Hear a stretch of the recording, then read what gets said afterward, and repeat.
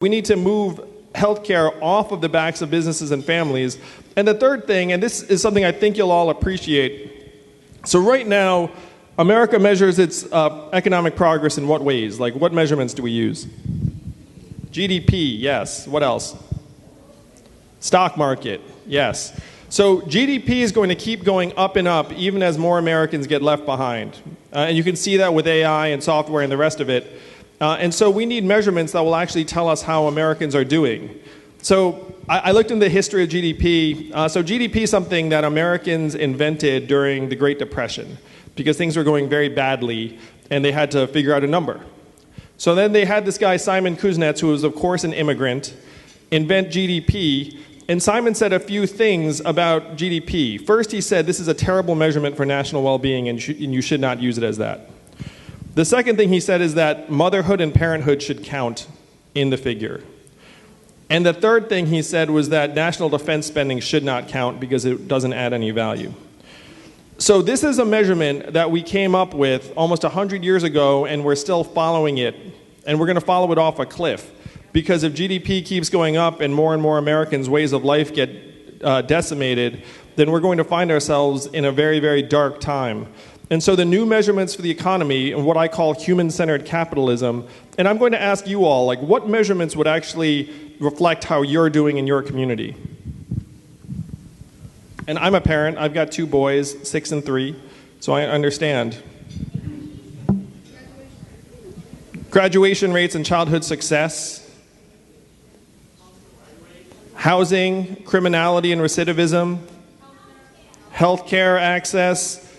Mental health and freedom from substance abuse, the proportion of elderly in quality circumstances, infrastructure, environmental sustainability. So we need to take what's essentially right now a 2-dimensional economy and make it 3-dimensional to account for human well-being. And by doing that, we're going to create a new set of opportunities for more Americans to have relevance in this economy. Because machines and robots are going to do more and more work, and it's going to be a losing race for most Americans. We need to make a big move in the right direction. The big problem, and we have a few problems, but like one major problem is that we're guided almost solely by GDP, stock market prices, and profitability. And the issue is that with AI and new technologies, those things are just going to keep on going up and up. Well, not the stock market. I mean, the stock market eventually is not going to stop going up. But GDP is going to keep going up even as more and more Americans get displaced. You know, I mean, if you have like trucks magically drive themselves, that's like a boon to GDP because you can get the same work done without having to spend all this money on humans. But is that going to be good for human well-being? In a lot of communities, it's going to be devastating for human well-being.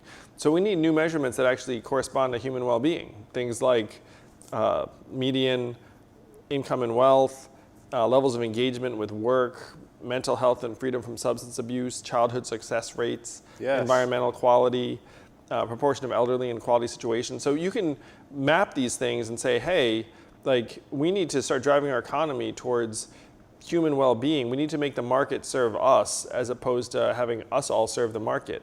Because if it's us all serving the market, we are going to be screwed. Because the market is going to zero out the truck drivers, it's going to zero out the accountants, it's going to zero out a lot of people upcoming.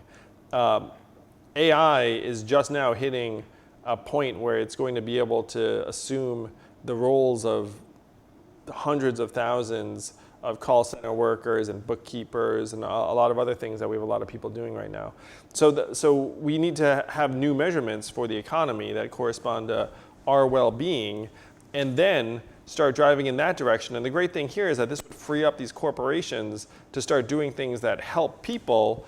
Right now, I know CEOs and board members, and they say, my hands are tied because I must optimize for one variable. Like shareholder. Yeah, quarterly profitability, shareholder value, like which are tied together. So if there's something else, I can maybe get away with it for like 1 quarter. If things are going really well, I can like do something on the side and be like, it was good PR.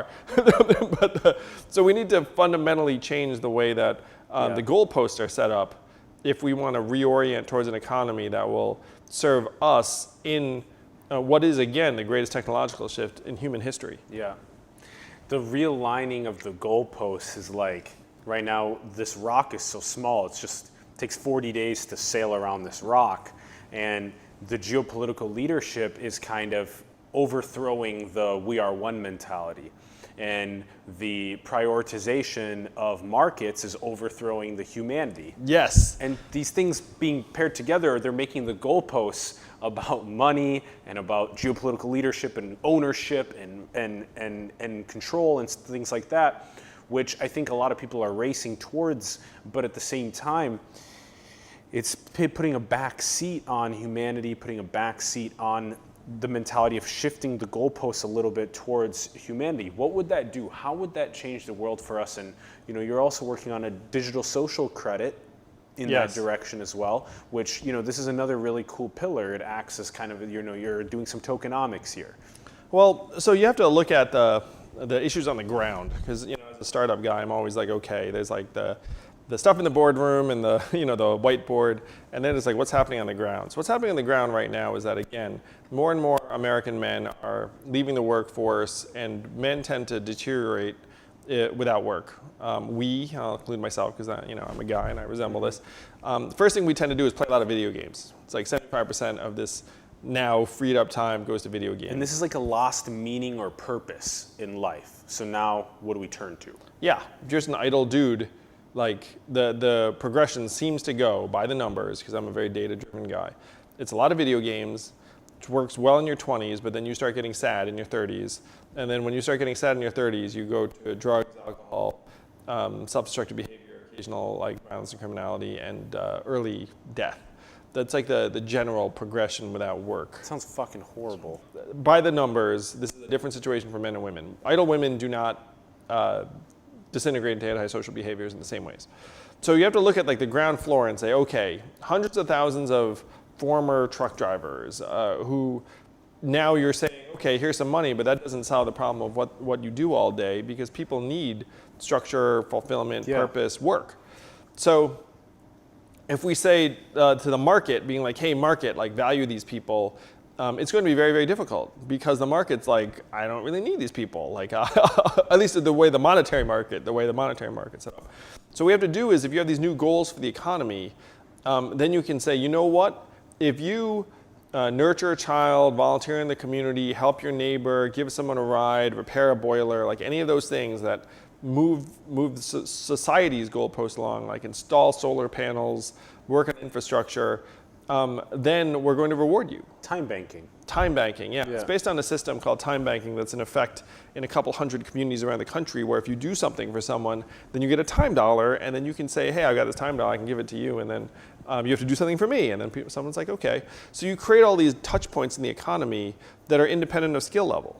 That is just like anyone can show up and staff your garage sale or babysit your kid. There are different things that people can do, and then you tokenize those activities, you guarantee it, and as president, I will do this in 2021, you guarantee a monetary value, and you say, look, these tokens have real value. You bring them to a bank, we'll give you $1 for every 10 social credits. But the beauty of it then is that you will tax their redemption, and so people will not redeem it very often. What they'll do is they'll just build social credits, and then they'll use the social credits with each other. Yep. They'll go to businesses that will be rewarding positive behavior and want to be seen as hey, we love it when people volunteer in the community. So if you come here, social credits, and then they get your credits and trade it to the government. so there are all these things that can be done. And you can build this parallel economy around pro-social activities that's accessible for people at every point in the skill ladder. That is the vision. Yeah. That's where we have to go. Because if we listen to the monetary market for too long, they're not going to value these things like volunteering. They're not going to value taking care of kids, taking care of elderly. My wife right now is home with our 2 boys who are 5 and 2. She works harder than I do, and the market value of her work is zero. Zero. Yeah, and I guess technically, if you had to hire somebody else to take care of your 2 kids during that time, the market value of that would be $30-$50 an hour or whatever for 2 kids. Yeah, you can get nannies and whatnot, though. There is a difference. Oh, it's like a parent. It's a yeah, and there are many things too that are similar. Like if you look at the way the market values, for example, home health care aides, like taking care of your aging parent, you'd be like, oh, I can pay someone to do that. Right now, the market rate for that is $22,000 a year, and there's a turnover of 100%. Like pretty much no one wants to do that job of taking care of the elderly, because we remunerate it at very, very low levels. Yeah. And so what's happening in a lot of these contexts is you look at it, and the market tries to seek like the lowest price point that it can get away with, because but that causes its own set of problems and friction. So the goal for us has to be to invigorate some of these activities for a couple of reasons. One, we need them because our society is disintegrating. Like as we're sitting here, labor force participation down. Our life expectancy has declined for the last 2 years because of a surge in suicides and drug overdoses, where 7 Americans are dying of opiates every hour. This mental health shit's crazy.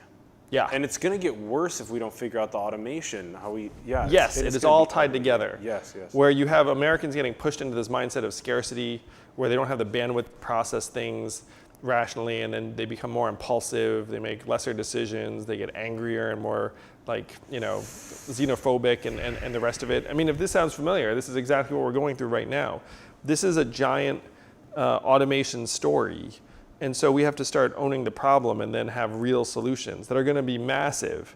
That's the generational challenge. But that's why I'm running for president, to galvanize energy around real solutions instead of the garbage stopgaps that are being presented.